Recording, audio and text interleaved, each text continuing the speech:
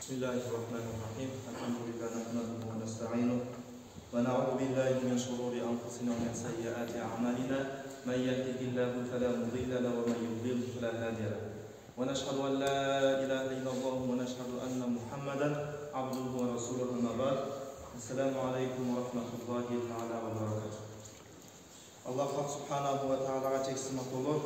Annesi o şükür peygamberimiz, peygamberlerden sayyidi sarvar olan Muhammed Mustafa sallallahu aleyhi ve sellem Allah'ın salamı, Allah'ın rahmetini berekesi olsun. Allah Teala şu cuma gününde her birimizin kanday maksat dileklerimiz olsa Huday Teala bardığımızını kabul kılsın. Şunda öyle Huday Teala şu cuma gününde Peygamberimiz Aleyhisselam özü kutlu hadislerinde aytar. Cuma gününde bir vakit var. Haysi insan şu vakitte dua kılsa Huday Teala kabul kılır. Bardığımızın dualarımızın şu vakitte tura getirgen olsa Huday Teala inşallah.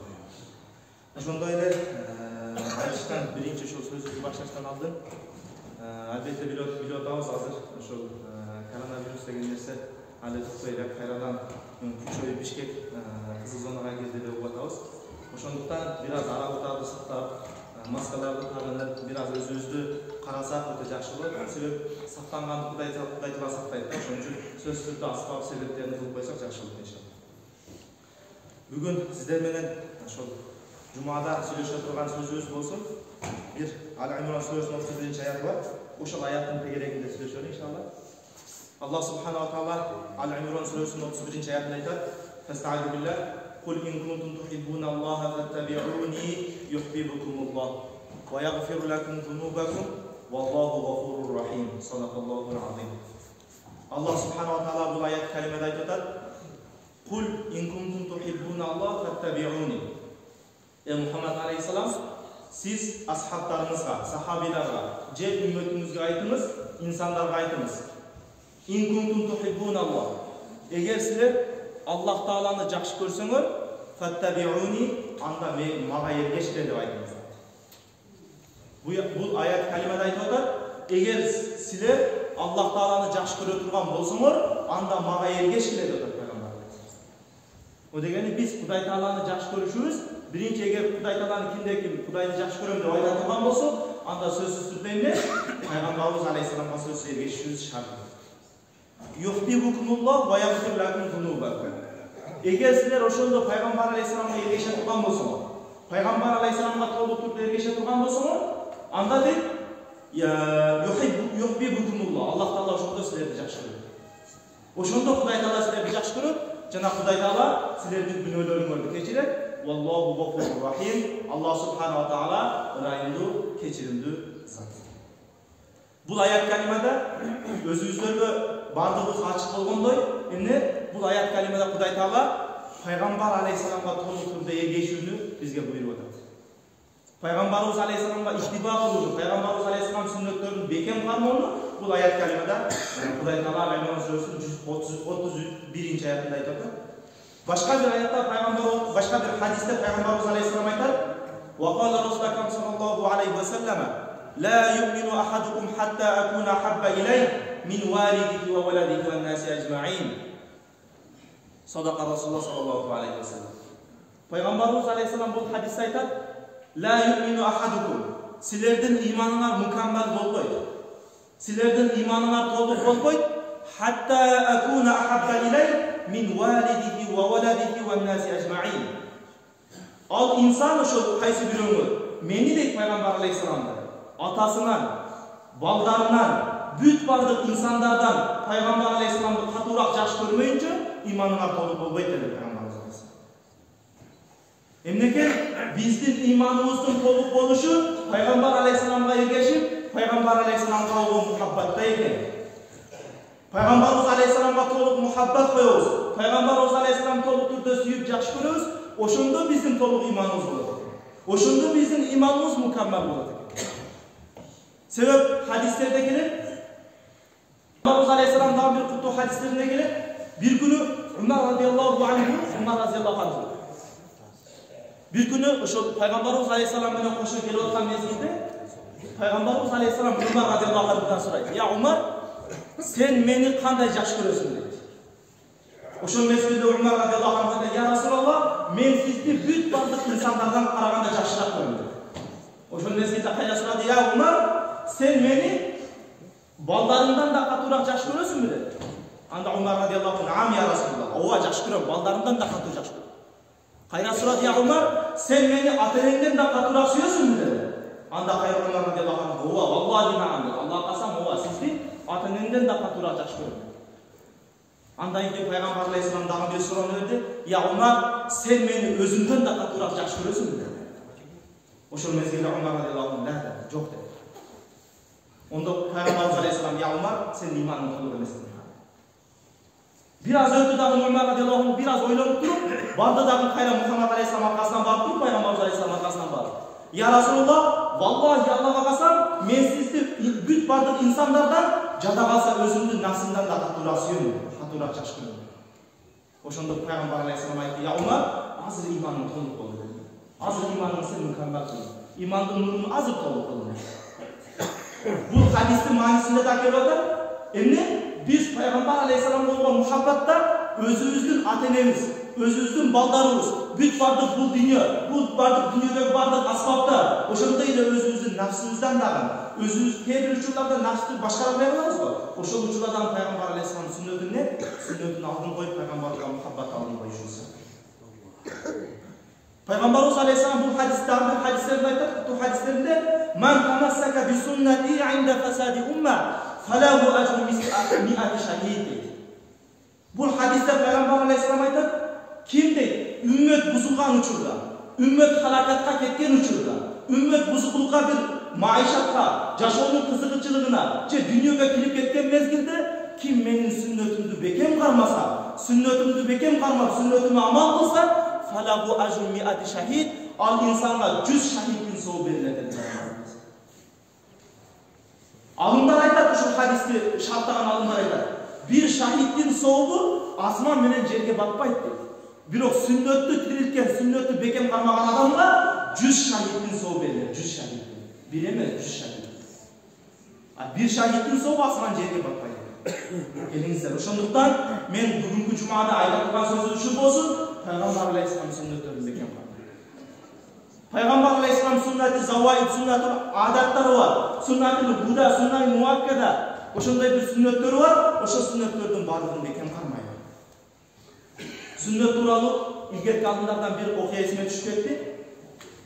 Көп жерлерге барганда бул нерсени сөзсүз айтып атабыз, айтып берип атабыз, дагы айтып беребиз, зерикпейбиз. Себеп илгерки алдындардын, илгерки аулиялыктар, илгерки вали заттарды, илгерки алым пайгамбар Аллах Таалага жакын заттарды көбүнчө Кудайга жакын болуп, улуу мартабага чыгуусу ошол пайгамбар алейхиссалам сүннөтүнө болгон мухаббат себебинен болду. Себеп Хасан аль-Басри рахматуллах бир хадисти өзүнүн китебинде зикир кылат да. Бул хадис Сахих Бухариде да келет. Ал хадис кайсы десе, пайгамбарыбыз алейхиссалату вассалам биз өзүбүз кадимки жеп жүргөн ашкабакты өтө жакшы көрчү экен да. Ашкабак барбы, биз жеп аткан. Ошол ашкабакты Сахих Бухариде келген хадис бар. Пайгамбарыбыз алейхиссалам ашкабакты жакшы көрөт эле дейт. Ол ашкабакты жегенде ушундай жейт эле, эгер бир тамакты ашкабак отурган болсо, аны кызык таап издеп жейт эле дейт да. Ашкабак ушунчалык даражада жакшы көрөт. Эми Хасан аль-Басри рахматуллах өзүнүн китебинде ушул хадистин шартында айтат: "Мен дейт, буга чейин дейт, ушул сүннөт, ушул хадисти окуганга чейин, ушул пайгамбар алейхиссалам ашкабакты жакшы көрөт деген нерсени билгениме чейин дейт, мен ашкабак анчалык табиятын сүйбөйм. Ашкабак анча жакшы көрүп сүйүп жебейм. Бирок Аллахка касам, ушул хадисти окугандан кийин, ушул хадис менин кулагыма жетип келгенден кийин, менин эң сүйкүмдүү тамагым ашкабак болду" дейт. Караңыз, биз жөнөкөй деп аткан бир нерсе, жөнөкөй пайгамбар алейхиссалам табияты сүйгөн ашкабак, жөнөкөй бир ашкабак, тамакка кошулган ашкабакты пайгамбар алейхиссалам жакшы көрөт дегенди угуп, илгерки алдындар ага кандай мухаббат койгон. Пайгамбарыбыз алейхиссалам сүннөтүнө кандай мухаббат койгон. Пайгамбарыбыз алейхиссалам сүннөтүнө канчалык даражада бекем кармоонун аракетин кылган илгерки алдындарчы.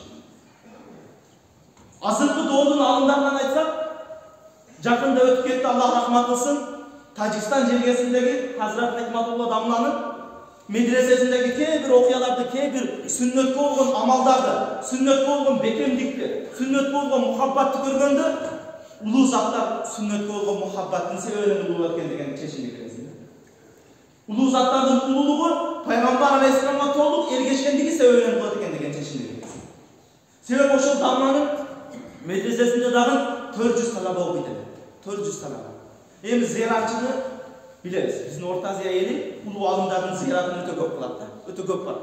Тажикстанга биз барган учурларда көп көрүп калат эле. Өзбекстандан чыккан дамлалар барышат эле. Кыргызстандан чыккандар барышат эле. Дунгада казактар барышат эле. Ошондой эле Тажикстандын өзүнөн канчалаган алымдар барып, ошол дамланы көп зиярат кылат. 400 талаба күнүнө үйүндө 300дөн ашыгыраак зиyaratчы бар ошол дамланы. 300 зиyaratчы күнүнө жаңы. Бирок дамланы шагирттер айтат, биз де ошол дамланын бир уйкуну уктагандан кийин, уйкудан тургандан кийин даратсыз бирөө менен учурашканын көрдүк. Дараты жок бирөө менен учурашканын көрдүк.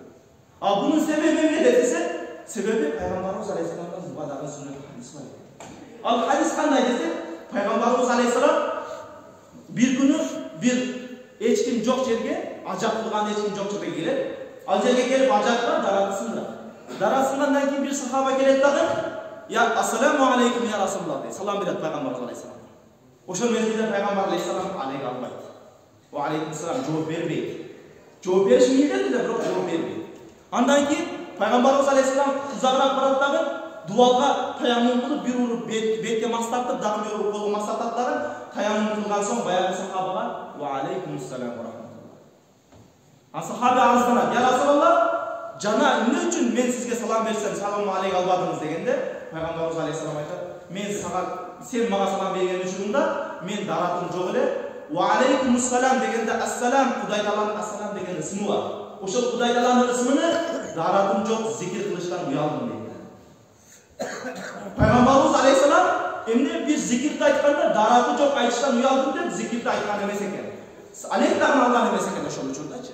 А ошол сүннөткө тирилтүү максатында ошол дамылдардан көрдүк, ушундай даражада сүннөткө болгон мухаббатты көрдүк да.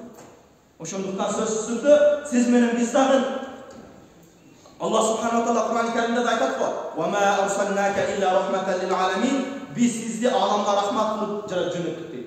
Бизге аламга рахмат болуп келген, аламдын bir пайда болушуна себеп болуп келген пайгамбарыбыз алейхисаламдын сүннөттөрүн бекем кармайлы. Ошол заттын сүннөттөрүн бекем кармайбыз, хидаят ошол тарапта болот. Ал заттын сүннөттөрүнө бейпарва болсок, ал заттын сүннөттөрүн тарк кылсак, ал заттын сүннөттөрүнө амал кылбасак, анда пайгамбарыбыз алейхисаламдын мынау ваид хадиси бар. Пайгамбарыбыз саллаллаху алейхи ва саллям айтат: "Ман рагиба ан суннати фалайса минни". Kim menin sünnetimden başlatsa, al menden emez deyip, menden uzak deyip, men ümmetimden emez deyip, na'udhu billah. Kuday Taala al neseden saktasın. Kuday Taala al duaga koşup kalgan insanların katarına koşupa saktasın. Kuday Taala ошол Peygamber Aleyhisselam'ın sünnetini 100 kurup ketken insanların katarına koşup koyupa saktasın. Bardığız Kuday Taala şu nesege nasip kılsın. Peygamberimiz Aleyhisselam'ın sünnetini bekem kalmak yaşamın nasip kılsın. Peygamberimiz Aleyhisselam'ın sünneti azı medisina tarmağında dahi karasanızdan uşuncalık daracada mükemmel derecede şu bardık içken cegendeki sünnetler. Büt bardığı karasanız medisina ilimi o kança 14 yılından gider mi? Neme kılıp çıkılan? Oturup su içse faydalı iken bundan gel. Onu 14 yılın burada Peygamberimiz Aleyhisselam'ın bardığı sünnetini gösterip koyuyor. Büt bardığı oşul insanın tabiatına jakşı olğanlığı üçün, insanın densolluğuna jakşı olğan üçün oşul sebepten Peygamberimiz Aleyhisselam kılıp görgözü sünnet kılıp ketdi. Anı atkarsak hiç kaçan inşallah adaşırız. Peygamberimiz sallallahu aleyhi ve sellem'den bir sünnetlerinin as-sivak, misvak oldu. Misvak yönünde ben bir neçe hadislerde okudum. Peygamberimiz sallallahu aleyhi ve sellem Sahih Bukhari, İmam Bukhari rahmetullah rivayetine hadis ayet: "Laula an ashqa ala ummati la amartum bis-siwak 'inda kulli salat." Bu hadiste Peygamberimiz aleyhisselam aytıyorlar: "Eğer ümmetime kıyın bolup kalbaganda, eğer ümmetime maşakkat bolup kalbaganda, men alarga misvak koldonuga buyrup kelem." Ar bir namaz okugan sayın misvak koldonuga dep aytat elem deydi. Taqtab aytkanda vacip tarikasına jakındatıp koyup elem degen söz.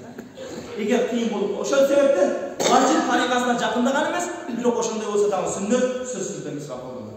Başka bir hadiste İmam Bukhari rivayet kılan hadiste gelen Varada an Aisha radıyallahu anha qalat kana Nabi sallallahu aleyhi ve sellem yas'al fayu'tini siwak fa'asilu فأغسل فأبدأ به فاستاق فأبدأ به ثم أغسله وأرفعه إليه.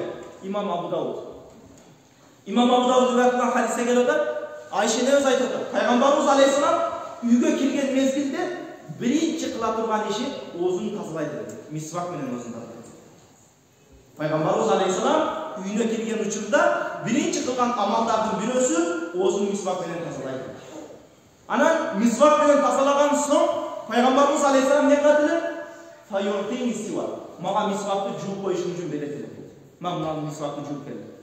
Мен Peygamberimiz Aleyhisselam'ın oğuzundan çıkan nerseni jууp ketire verişten uyanıp Peygamberimizin oğuzundan berekeli oğuzundan çıktı şu nerse. Onu birinci oğuzuna salatken özür dağın Peygamberimiz Aleyhisselam şilekeylerini oğuzuna kirgizip durup andan keyin jууp andan keyin berет Ayşe'miz. Peygamberimiz oğuzundan balık kılatırdı. Bu jerde dagы Peygamberimiz Aleyhisselam'ın birinci uyga kelgendegi kılgan amaldары экен misvak kıldı. Abi Salama an Zayd ibn Khalid al-Juhani قال سمعت رسول الله صلى الله عليه وسلم يقول لولا أن أشق على أمتي لأمرتهم بالسواك عند كل صلاة ولا أخرت صلاة العشاء إلى ثلث الليل قال فكان زيد بن خالد رضي الله عنه يشهد الصلوات في المسجد وسواكه عند أذنه. Bu hadiste gel vakit Zayd ibn Khalid al-Juhani radıyallahu anh rivayet kılan hadiste bu zat aytdı. Men Peygamberimiz Aleyhisselam'ın şu hadisini okudum dedi. Emne Cenab-ı birinci aytkan hadisimiz "Laula an ashqa ala ummati la amartuhum bis-siwak 'inda kulli salat." Eger ümmetimde maşakkat bolup kalbaganda ar namazın aldında misvak koldandılar. Jana kuftan namazın tündün üçten birine çeyin keçirap okudular dep aytat elem. Oşol hadis tutkandan keyin de Zayd ibn Khalid degen radıyallahu anh, Zayd ibn Khalid radıyallahu anh 5 vakit namazga keledi. Sahabilerde Zayd ibn Khalid radıyallahu anh 5 vakit namazga kelediler. Wa siwakuhu ala udni. Anın misvakı onu kulağına kısarıp koydular.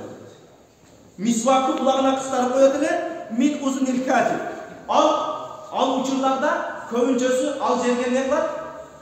Janagınday akında jolдусам жазуучулар ошол жерлерге калемин коюп коет эле да. Ошого окшоп ал заттарын misvakты дайым колдонгондугу себептен эмне ушул жерге misвагын коюп коет. Наудубилла азыркы учурда бул места misвак үчүн же калем үчүн эмес. Башка нерселер үчүн болуп калат да.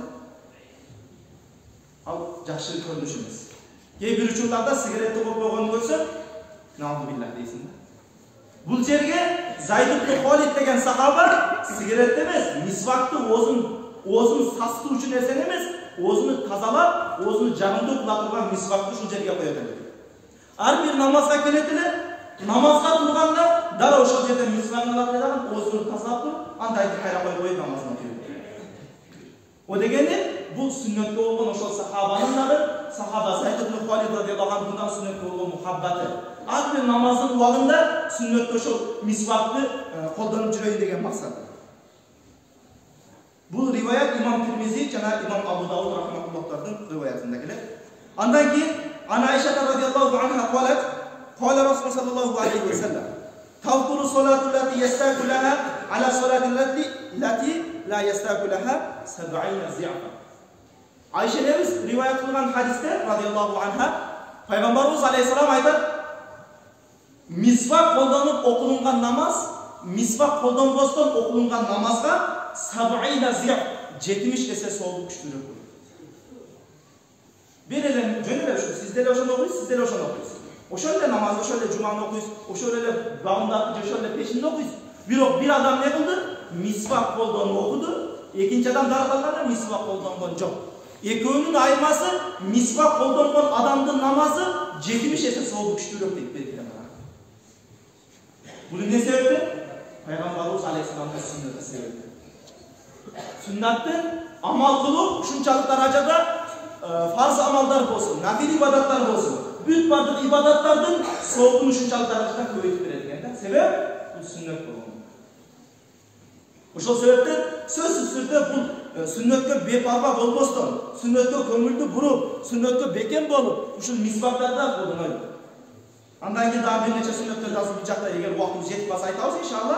Андан кейін ауқат истихбаби сивак. Мисвакты қайсы учурларда қолдану мустахаб. Az misvak жөнүндө сөз болуп калгандыктан, misvakты кайсы учурларда колдонуш керек, андан айтып өтөлү. Биринчи, айндал узу. Misvakты колдонуунун сооптуу экендиги дараталып аткан мезгилде биринчи. Дараталып аткан мезгилде колдонолот. Андан кийин айнда сола, намазга турган мезгилде дагы эгер убакыт болсо намазга турган мезгилде бир аз колдонолот. Андан кийин айндар кыям минан нау. Уктадык, уйкудан ойгонгондон кийин да билебиз, инсандын оозунан жагымсыз жыт пайда болот. Ошол мезгилде дагы сөзсүз түрдө уйкудан ойгонгон мезгилде дагы мисвакты колдонгон бул сооптуу амал экен. Андан кийин айнда ирадатын нау. Уйкудан турганда эле эмес, уйкуга уктап аткан мезгилде, уйкуну каалап, жаккан жерибизге келип уктайын деп аткан мезгилде дагы неме экен? Мисвак колдонгон мустахаб экен. Андан кийин бешинчи айнда духулил байт лил илтиқа би ахли вал ижтима'i бихим. Үй бүлөңүзгө келдиңиз, аялыңызга келдиңиз. Ошол үй бүлөңүзгө келген учурда дагы неме экен? Мисвак колдонгон бул өтө сооптуу амал. Алтынчы айнда тагойюр раихатил фам, саваун кана тагойюр би ахли ма ла раиха кариха ау бисабаби тулил жу'а ва аташ ва гайри залик. Андан кийин инсандын оозуна жагымсыз жыттар чыгып калган учурда дагы мисвакты колдонгон бул мустахаб амал экен. Ал жагымсыз жыттын чыгып калуусу мейли бир жаман жыты бар болгон пиязга окшогон нерселерди жеген болсун, мейли андан башка нерселерди жеген болсун, же бир ачкандык себептен болсун, айласы жок, кыскасы оозунан жагымсыз жыт келип калган учурда мисвак колдонгон бул сооптуу мустахаб амал экен. Андан кийин айнда духулил масжид. Албетте бул жамаат бешиктерине келебиз. Жамаат бешиктерине келгенде эгер оозубуз жагымсыз жыттанып турса, жанындагы инсандарга да зыян берип коет. Себеби Пайгамбар алейхиссалам хадистери бар. Эгер силер дейт, пияз жесеңер, же чеснок жесеңер, ошол сыяктуу бир жагымсыз жыты бар нерселерди жесеңер, фала тахрубанна мусаллана. Биз намаз окуган жайга мечиттерге жакындабагыла.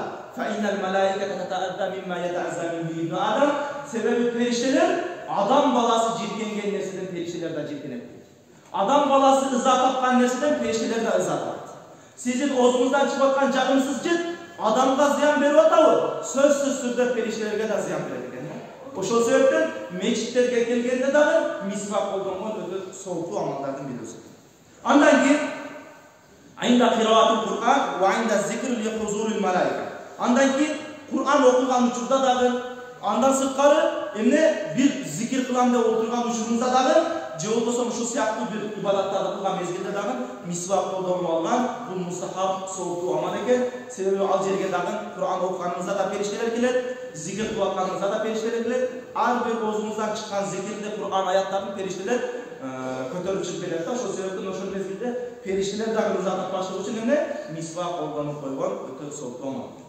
Андан кийин Пайгамбарыбыз алейхиссалам сүннөттөрүнөн ал-имама селде колдон, селде. Башыбызга салда уруп алабыз. Пайгамбарыбыз саллаллаху алейхи ва саллям айтат: "Ракаатани бил-имама хайрун мин 70 ракаатан бил-имама." Селде менен окулунган 2 рекет намаз, селдесиз окулунган 2 рекет намаздан караганда 70 эсе сооп көрөт. Селде менен окулунган намаз, селдесиз окулунган намаздан 70 эсе сообу күчтүүрөөк. Илгери көрөт элек, аксакалдарыбыздан көрөт элек, азыр жоголуп кетти ушул нерсе. Келиңиздер, мисвак дедик биринчи Пайгамбар алейхиссалам сүннөттөрүнөн. Андан кийин селде деп атабыз. Селден оройбу. Аксакалдар, келиңиздер, үлгү болойлу. Жаштарга үлгү болойлу. Ошол селдени ороп туруп, намазга чыгайлы, апа-бакай селде менен келип олтурайлы. Намазыбыздын дагы сообу селдесиз окулунган намаздан 70 эсе сообу күчтүүрөөк болот экен. Пайгамбар алейхиссалам сүннөтү жамаатка дагы үлгү болобуз. Андан кийин Пайгамбарыбыз алейхиссалам сүннөттөрүнөн ас-салатул жамаа, ас-салат фил жамаа. Жамаат менен окулунган намаз. Жамаат менен окулунган намаздагы бул жамаатты намазды өзүнүн жалгыз окугандан караганда жамаат менен окулунганды бул жамаатка киришүүнү суннай муаккада деп коет. Важипке жакын сүннөт. Бул таркылынбаш керек, мүмкүн болушунча ал нерсеге мухафаза кылып, ошол нерсени сактап, дайым болуп, рая кылып, жамаатка келишке аракет кылышты. Пайгамбарыбыз алейхиссалам хадистери бар экен. Ман саллал айшаа фи жамаа факаанна мaqama нисфал лайл. Кайсы бир инсан дейт, жамаатта куфтан намазын окуса. Кайсы бир инсан куфтан намазын жамаат менен окуй турган болсо, فَكَأَنَّمَا قَوْمَ نِصْفَ اللَّيْلِ. Al tündün jarımını ibadatla ötközgöndey soğur. Tündün jarımını ibadatla. وَمَنْ صَلَّ الصُّبْحَ فِي الْجَمَاعَةِ فَكَأَنَّمَا صَلَّ اللَّيْلَ كُلَّهُ. Kaysi bir insan bağımdat namazını cemaatini okusa, anda al tündün keyingi jarımını cemaatini ibadatla ötközgöndey olur. İmam Abu Davud'un başka bir rivayetinde geldi. Men sallal işâ'e vel fecr fil cema'a kana kâkiyâmil leyl. Kim bağımdat menen kuftan namazını cemaat menen okuyturgan bolsa, al tünü menen ibadat kılgan deyse olur. Tünü menen uktabastan ibadat kılıp çıkan adamın soğuğu kanday olsun, bağımdat menen kuftandı, cemaat menen okuyan insandı, ibadat soğuğudakın kudum, oşun çoluk. Oşol sebepten ne? Bu cemaat namazlarga dagı, namazlarda cemaat menen okuga dagı öte ciddi can uşun nesek hareket kılaydı. Başka bir hadiste Ömer radıyallahu anh rivayet olan hadiste gelir salatul cemaat tafdul salatul fazzi bi 27 dereceden muttafakun aleyh hadis. Muttafakun aleyh degan İmam Müslim jana İmam Bukhari rivayet olan hadislerde Ömer radıyallahu anh'dan rivayet bu hadis Peygamberimiz aleyhisselam aytadi жалгыз okugan namazdan qaraganda cemaat menen okulungan namaz 27 есе soğuk күчтүүлөр. Жалгыз окулунган намаздан караганда жамаат менен окулунган намаз 27 эсе соогу күчтүүрөөт. Кара, Пайгамбар алейхиссалам сүннөттөрүнүн фазилетин карасаңыз сиз. Жөнөкөй эле, сиз деле башка деле ошол эле фарз окуйсуз. Мисалы сиз деле ошол бешим намазын же асыр намазын үйдө окусаңыз деле ошол фарз окуйсуз. Бул киши жамаатка келсе ал деле ошол окуйт. Бирок айырмасы сүннөттө болгон амал болсо, жалгыз үйдө окуган намаздан караганда мечитте жамаат менен окулган намаз 27 есе соğuk күчтүү. Жанагы сүннөттөрдү караңыз, бардыгы бир четин айтады. Мисвак колдонуп окулунган намаз, мисваксыз окулунган намаздан 70 есе соğuk күчтүү. Селде менен окулунган намаз, селдесиз окулунган намаздан 70 есе соğuk күчтүү. Ал эми жамаат менен окулунган намаз, жамаатсыз окулунган намаздан 27 есе соğuk күчтүү. Караңыз сүннөттүн афзалдыгын, сүннөттүн фазилетин караңыз. Sünnetke insan kançalık amal kılıp hareket kılar. Sünnetke insan kançalık amal kılar. Oşunçalık anın ibadatın soğukluğunu koyuyor. Sebep ne için? Bu rahmetan lil alemin. Alamda rahmet olup gelgen Peygamber aleyhisselamın baskan izi bu. Peygamber aleyhisselamın kılgan amalı bu. Peygamberimiz aleyhisselamın bizge koşatıp ketken yolu bu. Bizden tuğra yolda hidayatta жүрüşümüzde en birden bir çok sebep olan bu sünnet. Oşonduktan hiç kaçan sünnetlerge kaydiger karabaylı. Sünnetlerdi daim okuylu. Safarda olağız bu, hazarda olağız bu. Bazarda olağız bu, üyde olağız bu. Şaşılış olağız bu, kengiri olağız bu. Sünnetke beparva olbaylı.